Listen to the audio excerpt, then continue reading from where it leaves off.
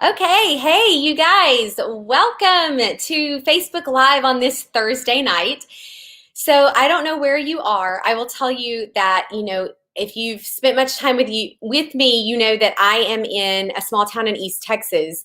And so a few weeks ago, we had, I want to say 7 inches of snow where I live in East Texas, which in my lifetime, I do not even remember that ever happening. So Luke and I kept telling our kids, like, this is not normal. Do not get used to 7 inches of snow. But what is so funny is that here we are again, just a few weeks later, and we've had this kind of day of freezing rain. And in a few days, we have more snow in the forecast. And so I am just right now, I am so thankful that my power is on. We lost power for 2 days when we had the first snow. And so I've been praying today that the power would stay on so that we could be here together tonight. I am so excited for what we're going to talk about tonight. So if you saw the post earlier today to let you know that this was scheduled for this evening, what I titled it is One Small Shift to Help You Live Safer, Stronger, and Sharper.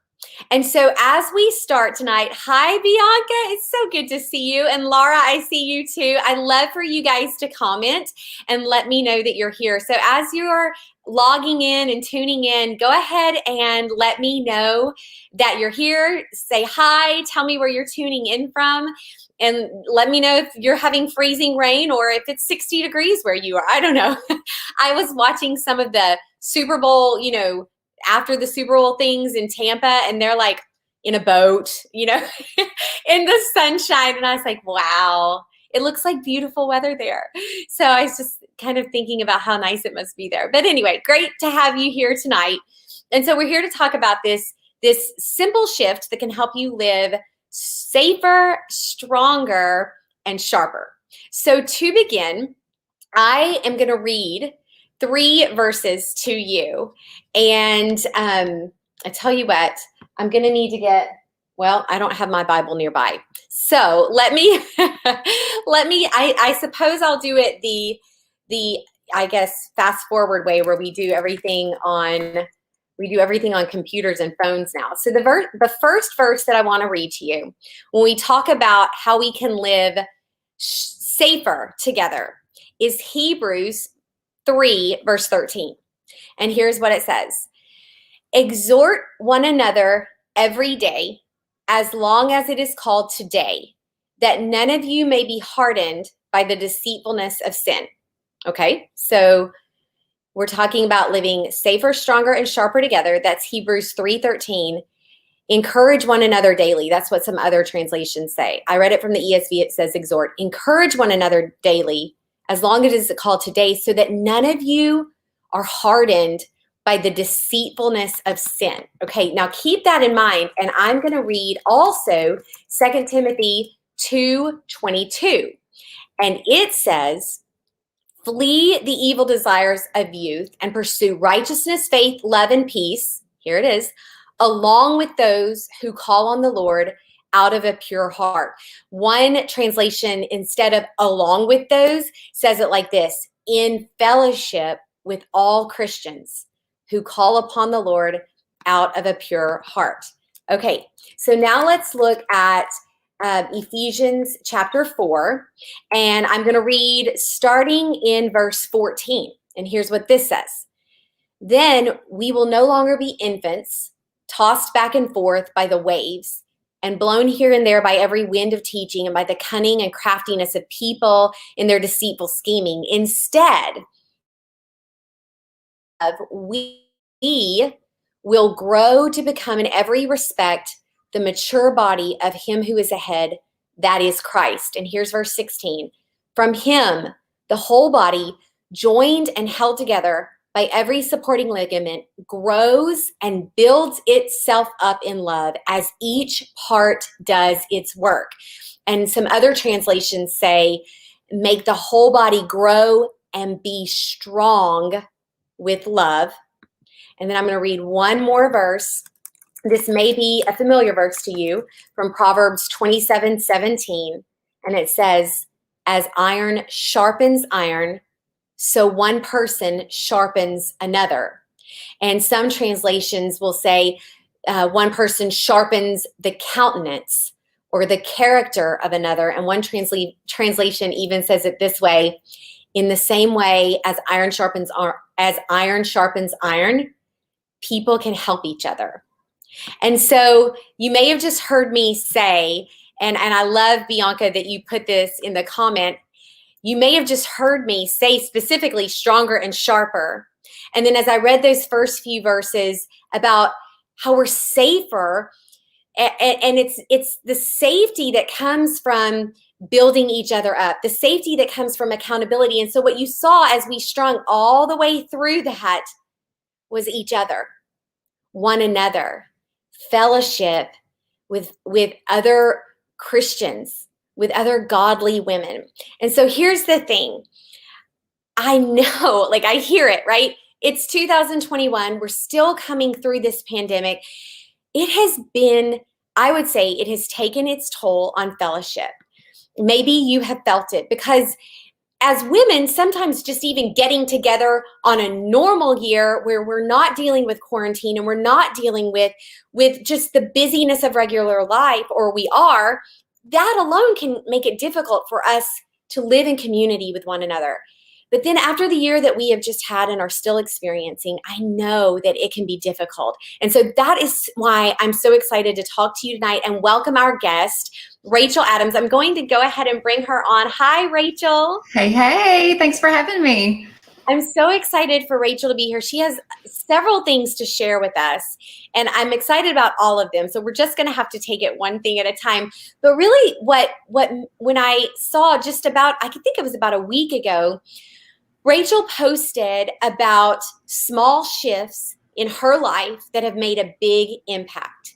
And one of the things that she talked about in these small shifts does have to do with this community, with one another, with becoming safer and stronger and sharper together. And we're going to get to that. But before we get to that, Rachael, can you just share with us some of those small shifts that you mentioned that you have found to make a big impact in your life?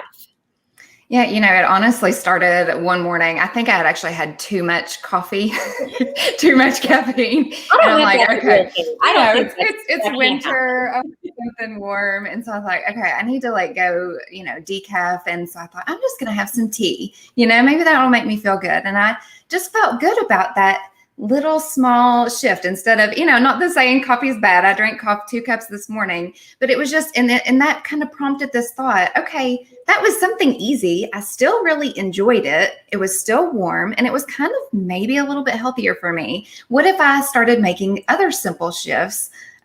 Would that make a difference as well? And so I just started, kind of brainstorming and thinking, okay, well, if I maybe read my Bible, a chapter of my Bible, instead of scrolling social media, what simple shift, what difference would that make? Probably a lot in my countenance and in my mood.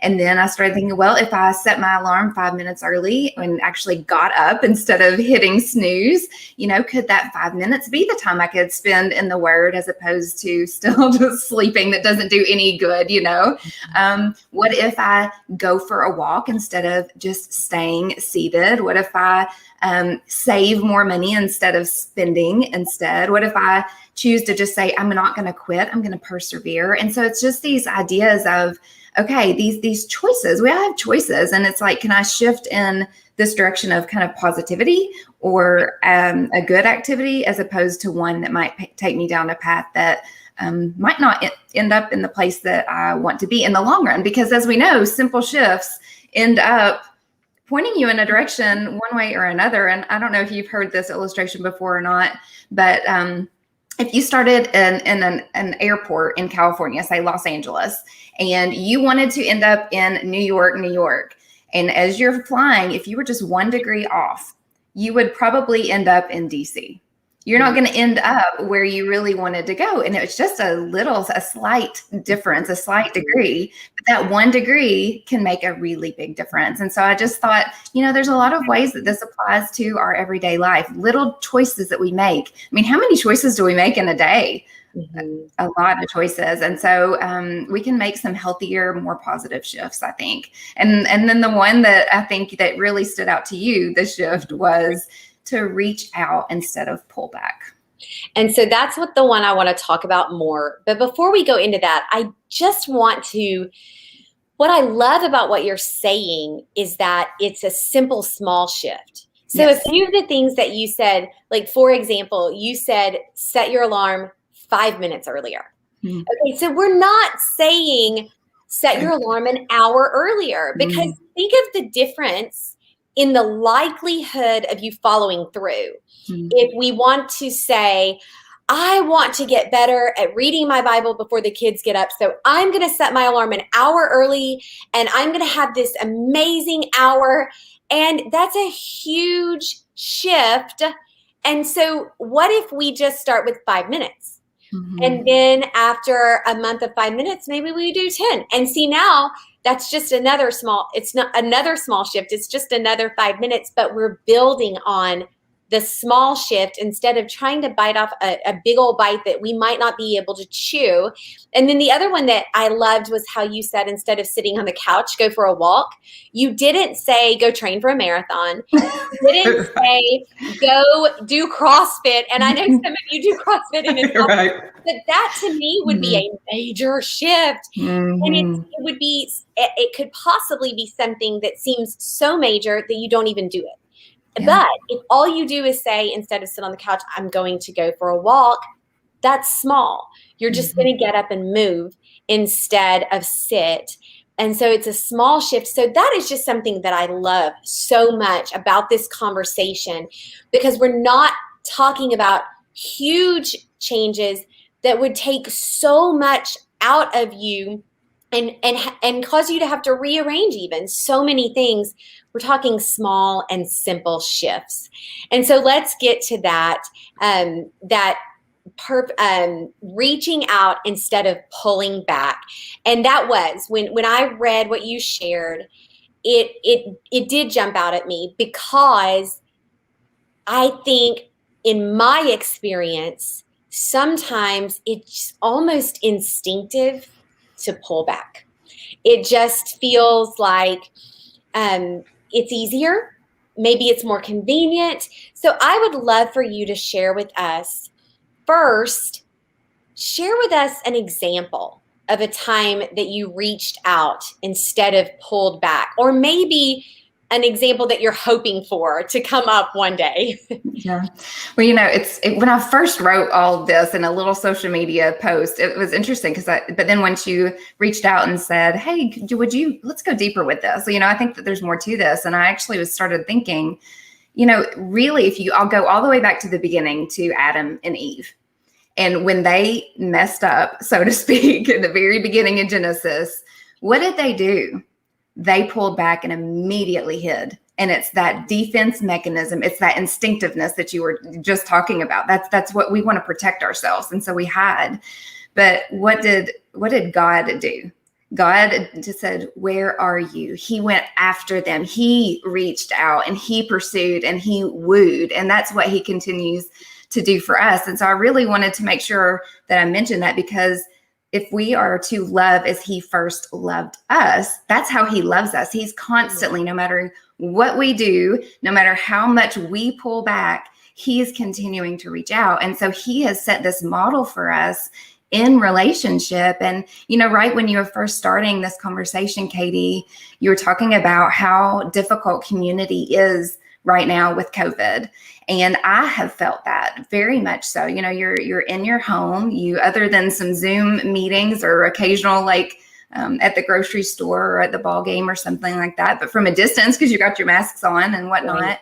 And me, just being honest, as an introvert, it's easy. I am kind of comfortable. It's like, well, I'm safe here. I can control my environment. And so I started noticing, wait a minute, it's been a long time since I've had coffee with a girlfriend. It's been a long time since I went for a walk with another friend. It's been a long time. And I noticed, and that was kind of my New Year's resolution, which sounds kind of ridiculous, but to say, I need to be intentional about not staying in this pulled back comfort zone of mine, and reach out to my friends. To, practically speaking, text them, say, how are you? I know, I mean, it's simple, but we're talking simple and small shifts. It's ridiculous, but you kind of get in this just zone of like, well, nobody's reached out to talk to me, or nobody's invited me, or I saw these group of girls together at this thing, but they didn't include me. Well, it's the old adage of, to be a friend, you've got, to have friends, you've got to be a friend. That's what I told my children. And so it's the same thing for us. Okay, how can I pray for you? I had you on my mind. Is there something that I can pray for you about? And so I think it just really is being intentional about saying, I want good relationships. Relationships are important to me. And so God placed the women on my mind and on my heart. Who do you want me to reach out to? And help me to be a little bit brave and put myself out there, even though it feels a little bit safer not to. Mm-hmm. And Rachel, there were so many things about what you just said that I love. I kind of want to go back and just recap. But I love how you gave us that example of how God loves us and how we are to love. We are to show that love the way that he loves us. And so when we reach out to one another, we are loving others the way Christ loved us. Say hi to your dog. My dog is loving us. My dog is loving us well. But I love that example. And I'm going to be honest with you. I've never thought about it that way. I've never thought about me reaching out being an example of how Christ loves us. So I love that you shared that with us. I love that you shared that image of God pursuing Adam and Eve in the garden, even after they had sinned and retreated from him.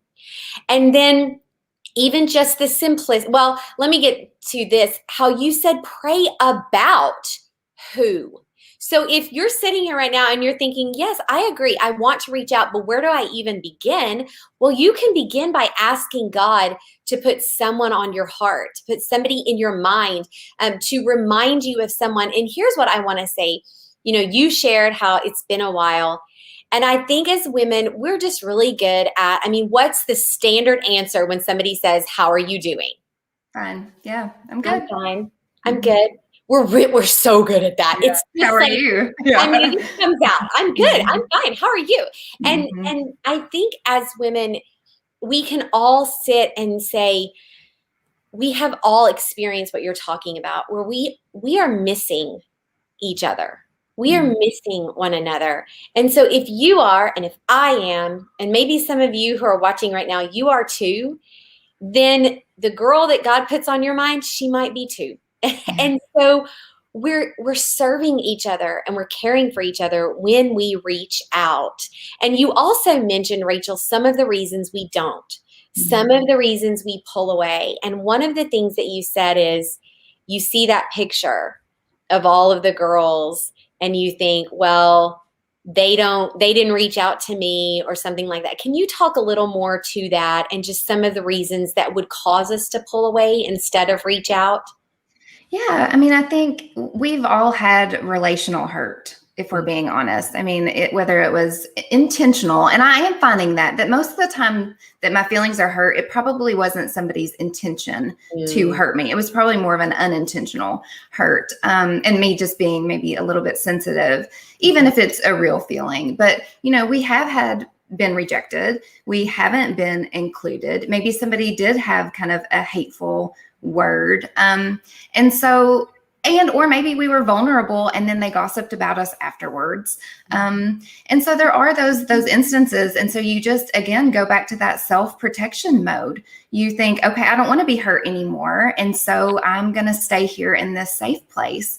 But really, I don't think that is the healthy place to stay. I think that God created us to, like you said, to be those cords that strengthen one another and sharpen one another. And we can't do that really on our own. And so I think some of the best lessons that I have learned are through relationships, and even through that conflict and that rubbing. Yeah. I think that's kind of how we're sanctified. If I'm being honest, it's like, oh, I didn't realize this was in me, and this is kind of yucky. And even though that this turmoil or this conflict brought it out in me, I believe I'm going to be a little bit shinier and more refined after that. And that's the hope. That's what we want, even though it's uncomfortable and uneasy. It's worth it. It's worth it. Mm-hmm. I love that. And I agree. It is worth it. And you know, again, I come from a place where I'm with you on all that you just said. I understand the relational hurt, and I just totally understand it just feels safer to pull away. And I promised, or I told you when I scheduled this, that we were going to give you some practical ways that you could reach out instead of pull away. And Laura, I saw the comment that you made about having to pull away because of health issues and things. And so I want to encourage you, when we get to what we have to offer you to help you reach out, I hope that it meets each one of you where you are. And if you are in that place where there are health barriers at times that can keep you from face-to-face community, we're going to give you some things, no matter what your situation is, that I really pray that you can use. But here's how I want to close this before we get to those things, is that listening to you, Rachael, reminded me of something that my friend Jill Savage, I'm sorry, there was something floating in the air, so I'm swatting at it. But my friend Jill shared a few weeks ago, and she said and Jill is an introvert too, and she said we all walk into a room with one of two mindsets: either here I am, or there you are. And so this is a room, and obviously we're not all walking into rooms anymore, but I think it's we approach relationships, or we approach friendships with one of these two mindsets. And the way that she explained it is, here I am is, here I am. I'll wait for somebody to reach out to me. I'm not going to go make the first move.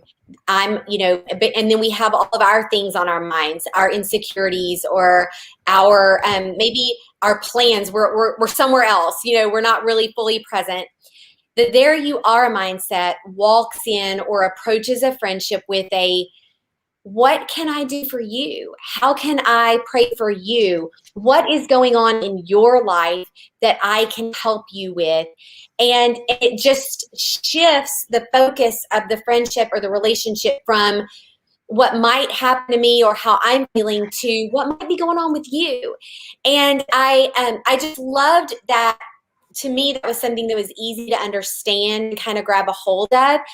And again, a small shift that I could make when I step into a relationship or a friendship, or I'm thinking about someone, instead of a here I am mentality, I can make the small shift to a there you are, and maybe that can make a big impact on that friendship. That's so good. It's the shift of self to others, self-centered to selfless. Right. That's so good. And that's a hard one, but that's that's sacrificial love. And so let me give you some of these resources, and we're not wrapping up, because I also have a special guest waiting in the waiting room. And so we have one more really fun thing that we're going to do after we finish with Rachael. But I want to give you a few things that, if you're thinking, I want to reach out, where do I start? Here are some things that I want to give you. So I'm going to put all of this in the comments. I'm going to be putting some links. And so I just dropped in the comments a place where you can pick up a copy of the Bible study that I wrote. It released on January 1st, called She Smiles Without Fear, Proverbs 31 for Every Woman. And what I want to give you now is a link. I'm going to drop this in the comments. And this is a link where you can get a small group guide for that Bible study. And so this is what I want to tell you. This small group guide is to help you if you want to reach out to 2 friends, 3 friends, and then say, let's go through this study together. And it gives you questions that you can ask when you get together as a group, some discussion questions. And this is something you can do on a Zoom call or on a FaceTime if you don't want to meet in person, if it's still not the right choice for you, if it's still not safe for you to meet in person. And the other thing, the reason I want to give you this is because a lot of us are not meeting in our regular women's groups. And so you can do this. You don't have to wait on your women's group to get back together. You can get a small group, and and so this is something that you can do on a Zoom meeting, and you can go through the questions together. Or if you want, if you're in a place where getting it on somebody's front porch is an option, however you want to do it, it can be a very small group so that everyone feels safe in the group getting together, but it can be a way that you can reach out to others and then try to connect regularly with this small group guide, okay? And so that's one thing. The other thing is, on the Best Day Ever podcast, we are currently in a series on friendships and some of the things that make it difficult for us. My conversation with Jill Savage, I just shared a little bit of it. That's on the podcast this month, so you can check that out. And then the last thing that I'm going to share with you is something really excited that I'm going to ask Rachael to tell us a little bit more about. But it's called the Embolden Virtual Summit, and it happens next week.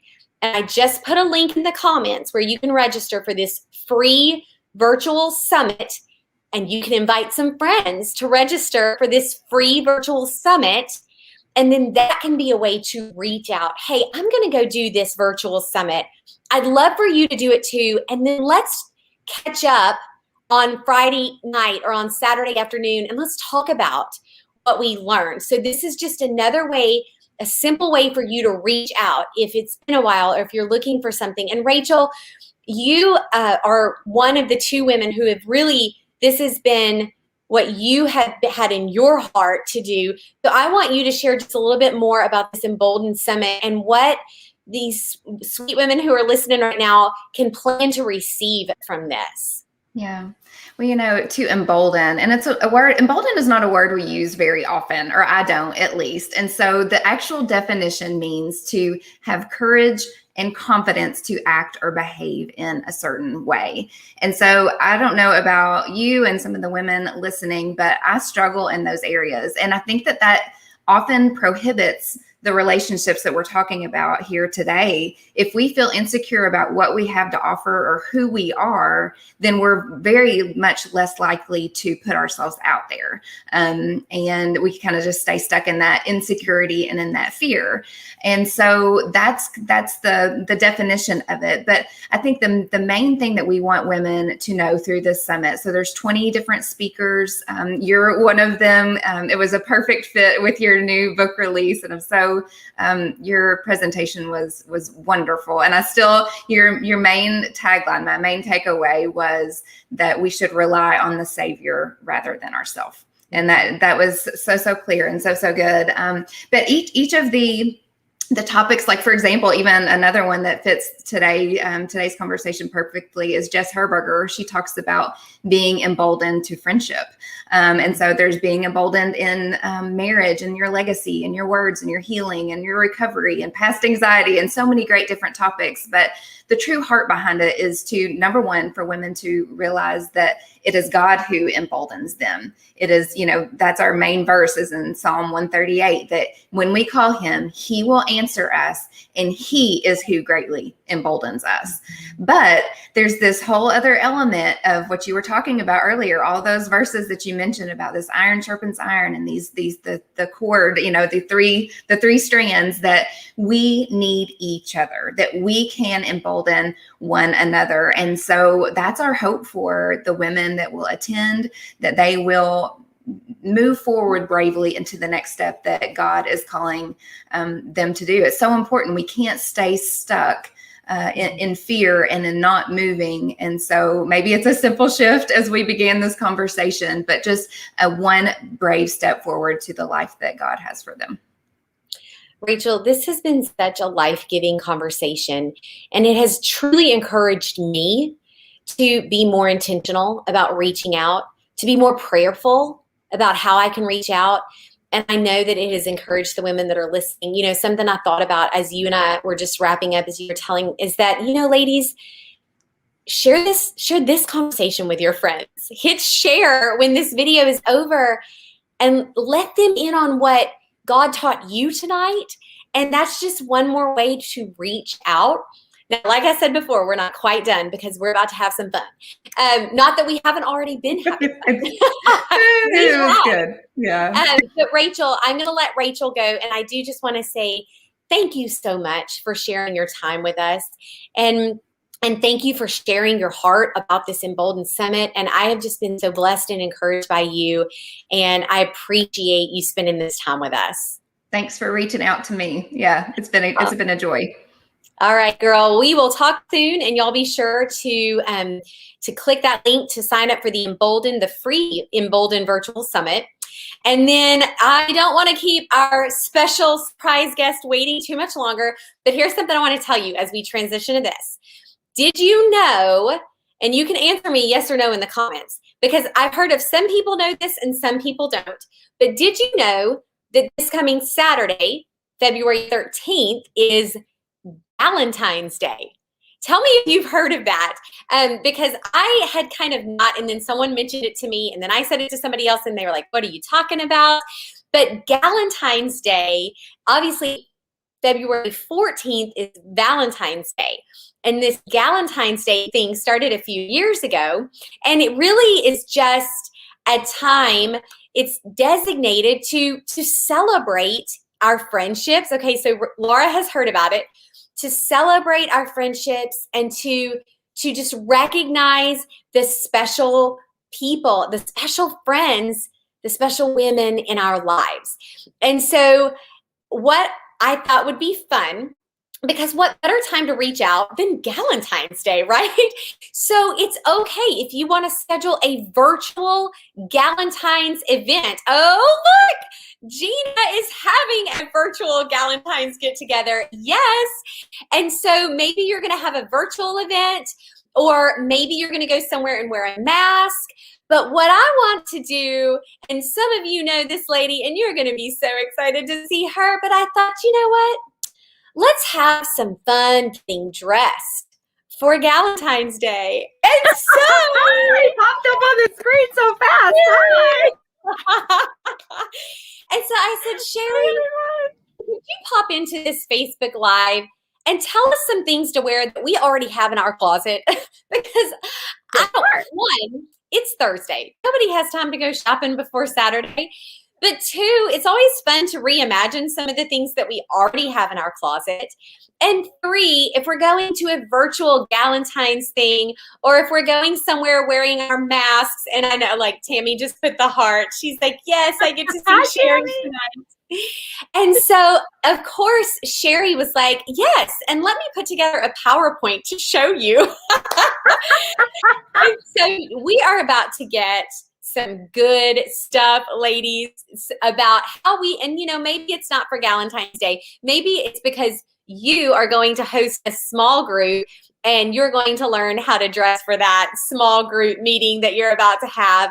But Sherry, I am going to turn it over to you, and I'm going to go ahead and share. Are you ready for me to share the PowerPoint? Sure, absolutely. Absolutely. Okay. Awesome. So hi, ladies. It's so good to be with you. And I had never heard of Valentine's Day. And Katie asked me to be on here, and I had to look it up. I'm like, what is Valentine's Day? Okay, so I guess I need to like have a party or something. But anyway, hopefully you can see that PowerPoint pretty well. Katie, can you hit I don't know if it's possible to hit the slide at the top so we don't see, so we get the full screen. Is that possible? Oh, okay. You know what? I thought I had it full screen. Do I have it full screen now? It's kind of little. No, it's kind of small. What I'm going to do? Hold on. We're going to see if we can. Okay. Hold on. I have a plan. Okay. Hold on. Okay. Anyway, you guys, as when she asked me, I thought, well, let me look it up. And so it's a girlfriends gathering. And the message that Katie and Rachel gave tonight was so good, because you can have your own girlfriends gathering on Saturday or any other day. But I wanted to put together a PowerPoint for you. So, because you know what, there's nothing like pictures, right? Nothing like seeing something for real. And so I don't know where Katie went, but hopefully she'll come back, because I need the PowerPoint to like walk you through it. So let's just kind of dance or sing or, hey, put in the, oh, here we go. Yay, yay, yay. All right. So yay, that's right. That's it. Perfect, Katie. Okay.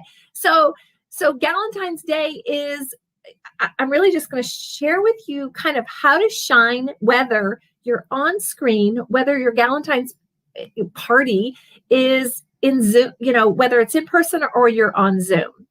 All right. So the main thing is that I want you, and we all should want to show up for our friends. And that can mean different things. But have you ever, well, if you think back when you were dating you had a hot date, or, was your husband way back when you were dating him before you got married, or you have a special occasion to go to, we don't show up like looking all frumpy. We just don't. And so one of the things about showing up for your friends is really just being present. And so let's go ahead and show, and not only being present, but showing up and honoring them. All right. Yeah, you can go to the next one. So one of the things is, I want you to either focus on your eyes or your lips, depending on whether or not you're wearing a mask or not. So if it's on Zoom, then consider wearing a red lipstick, wearing a brighter lipstick, something that you might normally not wear.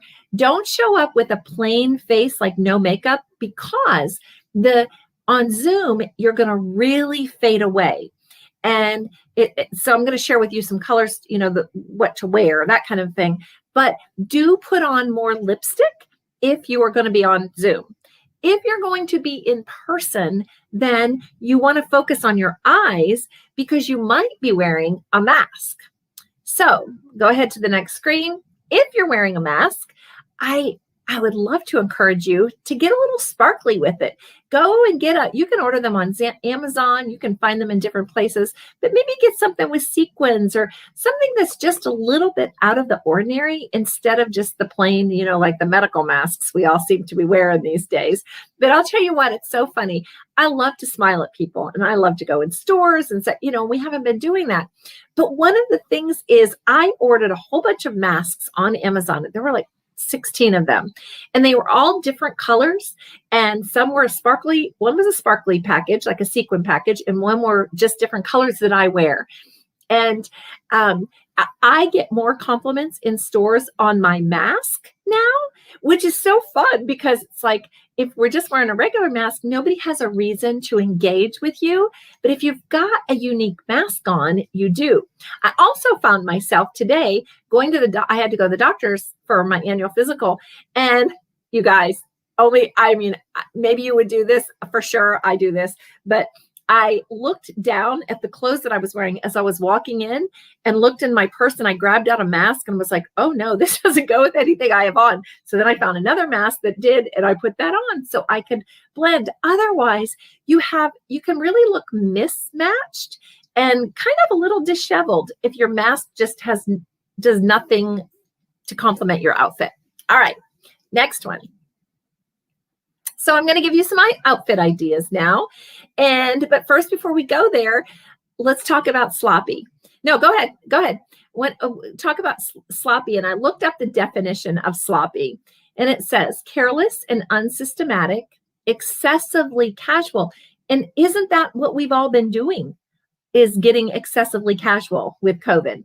Careless, slapdash, never heard of that word before, slipshod, lackadaisical. I thought that was a J. Lackadaisical, disorganized, haphazard of a garment. It says casual and loose fitting, like she wore a sloppy sweater and jeans. Baggy, loose fitting, loose, generously cut, not tight. Roomy, shapeless, sack-like, slack, oversized, ill-fitting. We don't want to ever be described as wearing those kinds of clothes. But I'll bet if somebody came to your door, you might look like right here what this woman has on. You might have on oversized joggers and a t-shirt that isn't your color, maybe, or just because you just throw it on. And so we don't want you to be sloppy in action. So here's what it looks like to show up. All right. So number one thing you can do is wear a statement necklace. just like what I have on, if you're on Zoom, but even if you're in person, ladies, because if you're in person, you're actually sitting across the table from someone, and typically they're only seeing you from the waist up if you're sitting. Now, if you're standing, that's another story. Make sure you have on, well-fitting pants or jeans or skirt or something. But right here, just what you see in this screen, go a little blingier with your necklaces. This is the time to kind of pull out things that maybe you might think are a little big. Maybe pull out some vintage jewelry, some of your antique pieces, pull them out and have fun with those. Next screen. Here's another great couple examples. Now, that first t-shirt doesn't have a statement necklace with it, but it's got embellishment that kind of looks like a necklace. So instead of wearing just a plain t-shirt, and by the way, one of the things that I love to do, and I did a YouTube video on it back in the fall, and people just loved this. They thought they'd never thought about this before. But I take my crew neck t-shirts and I cut off the band that goes, and it makes it a rounder neck, like what you're seeing in that blue t-shirt. So if you look in the second picture there with the white, the beigey t-shirt there, you can see the little, the seam or the I don't know what you call it, but I just take my scissors and cut right around that. And it just gives a lower neck, not super low, but gives a lower neck and a little more feminine look to a regular t-shirt. So there's a tip for you. All right. Another way to show up is by wearing pretty patterns. And you can get a number of pretty patterns. I love the dog in the middle. It's just bright colors, a pretty a floral pattern. The color, what you're seeing right now are very popular trends coming up for spring. And so pops of floral are very popular.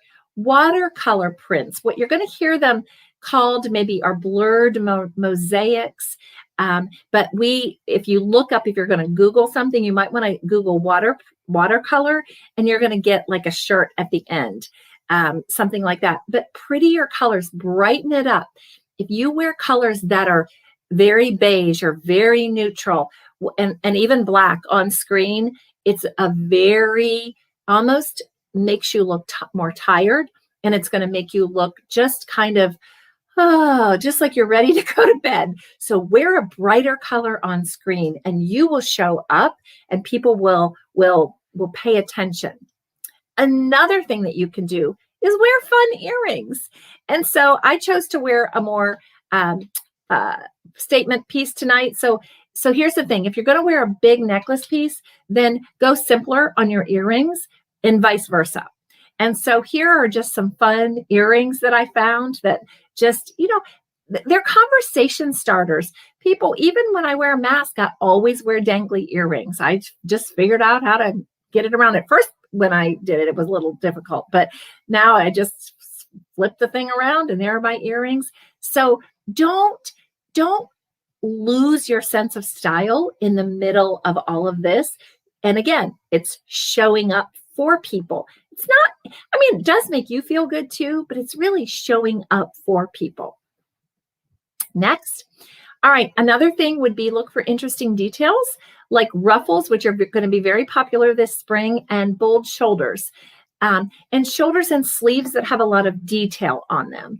And so here I just wanted to show you a couple of photos. So here's your bright colors. There's your detail. Eyelet is going to be very popular this spring. There's your open shoulder, an interesting neckline on that last photo.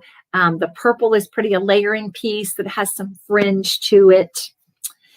And I think that's what we have. So I just thought that I just wanted to share that with you, just to have, give you some ideas for if you're going to have your Galentine's party, or you're just going to get together for a night on Zoom, or a night with, you can even do this when you go out on a date with your husband. So anyway, Katie. Yes, this is all so, and now I'm back. Woohoo! I could hear you the whole time. I was back here trying to figure out how to make that screen work. But I was laughing, I was nodding my head. And I think what I love so much about what you shared with us is just the chance to have some fun. It's not, I'll say that when I first met Sherry, getting dressed it felt like pressure. It was frustrating. And I really didn't even want to talk about it because I didn't like how I felt when I thought about having to get dressed.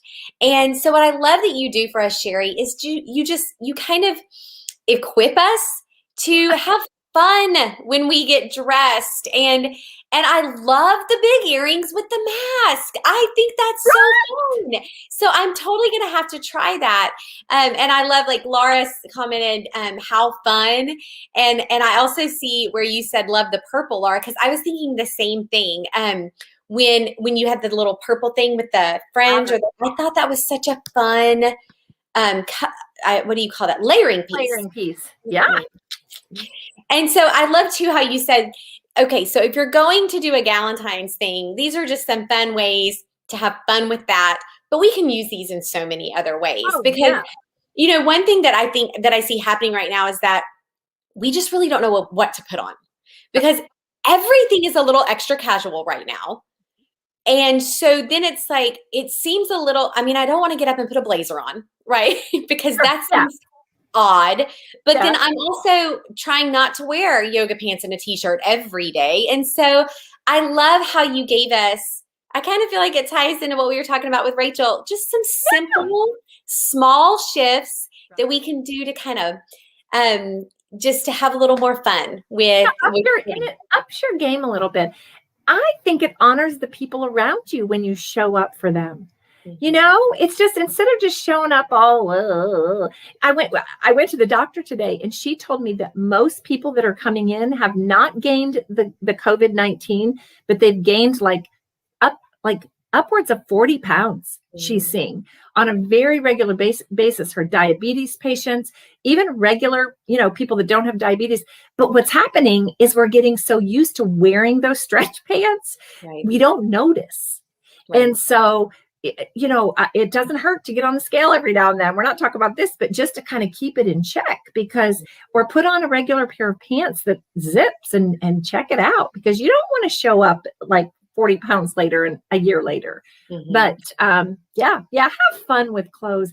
You know what? Clothes, it's a way that we can represent Jesus well by showing up for people, representing him, showing up for him, because you may be the only advertisement that people see of him for the day.